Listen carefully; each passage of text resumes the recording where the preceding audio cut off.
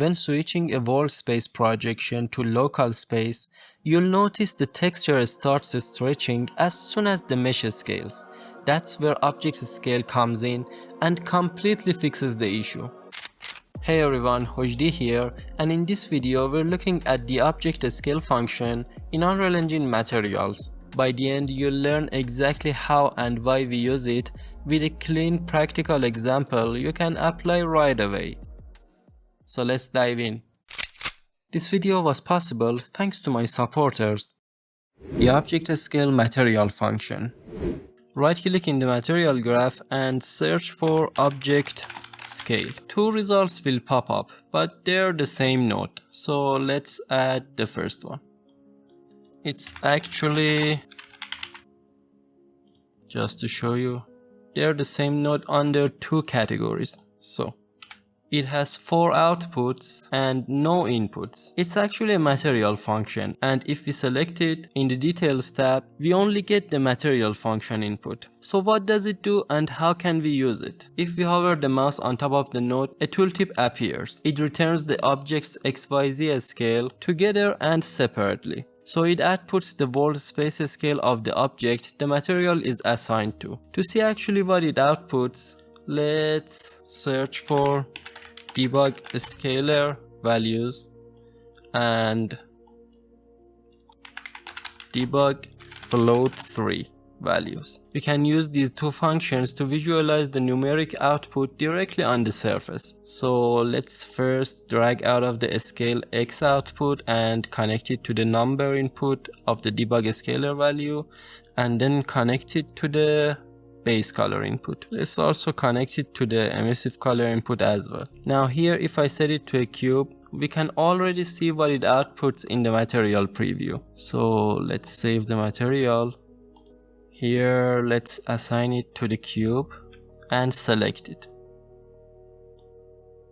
The scale of the cube in the x-axis is 1. So the output of the node is gonna be 1. Now if I set the scale to 2, the output will be 2,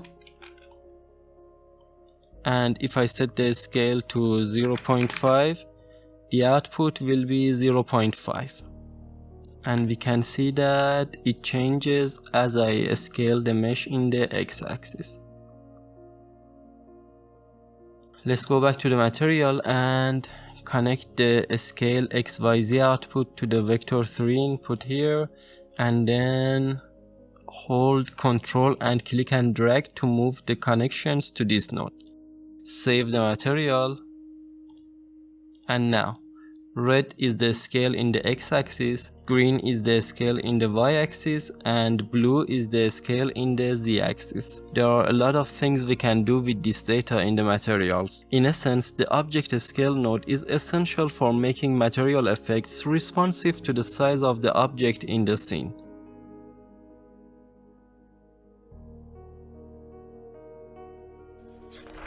If you need help with anything covered in this video, join our Discord community. I'm in there regularly, and you'll find a supportive group of Unreal developers and artists who are always happy to help. Example. In this example material, we'll use object scale to have consistent local space texture size. Add a world position node and drag out of the XYZ output. Search for transform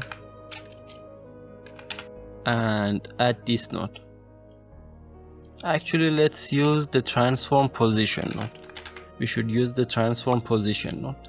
Now, we're gonna transform it from absolute world space to local space. Hold M and click to add a multiply node and connect it like this, then set the B value to 0.01. World position outputs data in Unreal units, which is centimeters. It's too small. We multiply it by 0.01 to bring it into meters. Now, hold T and click to add a texture sample node. From here, let's search for brick, and I'm gonna use this brick texture. You can use any texture you want. Now, before connecting it to the UV's input of the texture sample, we should mask the R and G channels. So do it like that and connect the texture sample to the base color input. Save the material and let's, from here under shapes, let's add a plane because we're only using the projection in one axis. So let's add the material to it and let's check it.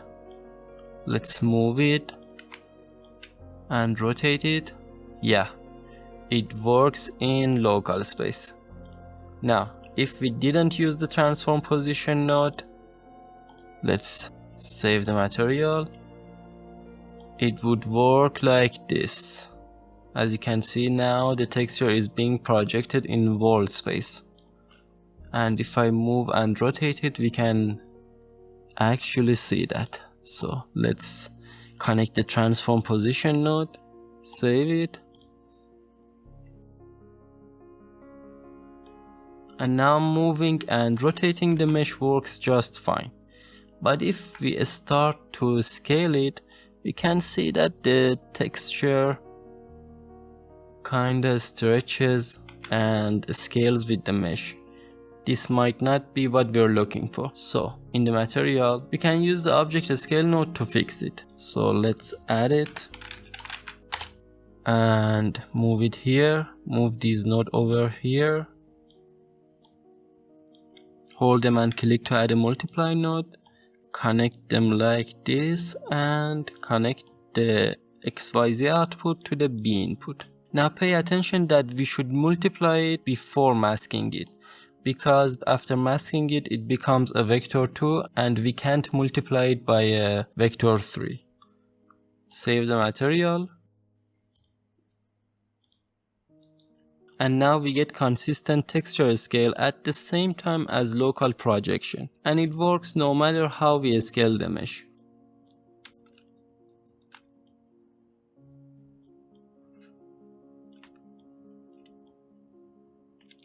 Performance and considerations. As I said before, object scale is a material function, so we can double click on it to open it. Inside it, we can see that it gets the X, the Y and the Z axis separately, transforms them from instance and particle space to world space, calculates their length, and then outputs the result for each axis. For the XYZ output, it appends them together. It's relatively cheap, but it does require per object data, so it's not free. If an object's scale is animated at runtime, any material effect using this node will also update in real time. This is often desirable, but be aware of the performance cost.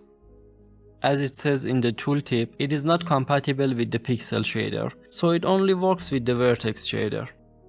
Object scale returns absolute values, so in the level, if I select the mesh and set the scale in the x-axis to -1, we can see that the result is mirrored, but the values are 1, 1 and 1. That's because object scale measures magnitude, not direction.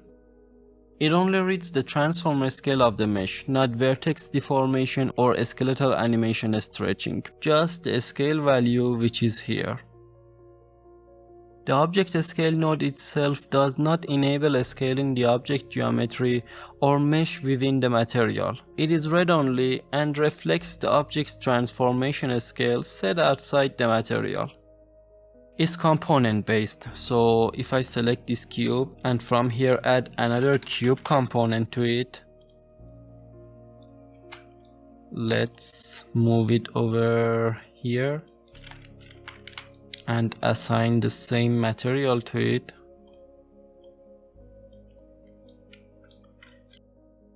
Now we can see that each cube gets its own scale. Object scale outputs the world scale. For example, here the object has a local space of 1 and it's a child of this empty actor. Now if I scale this empty actor, for example, to 3, we can see that the material outputs 3. Now the same goes for the components. For example, if the component scale is set to 0.5 in all the axes, and I set the main scale to something like 4. We can see that now the material is outputting 2. You can get early access to my videos and download the tutorial project files, including the project file of this video, by becoming a supporter on Patreon. You'll also get access to exclusive material, VFX, and Houdini project files. The link is in the description. So that's it. Click here for more Unreal stuff, and thank you so much for watching. Massive shout out to my amazing supporters for making this possible. Like this video, subscribe, and join our community. If you have any questions, leave them in the comment section below. So, see you in the next one.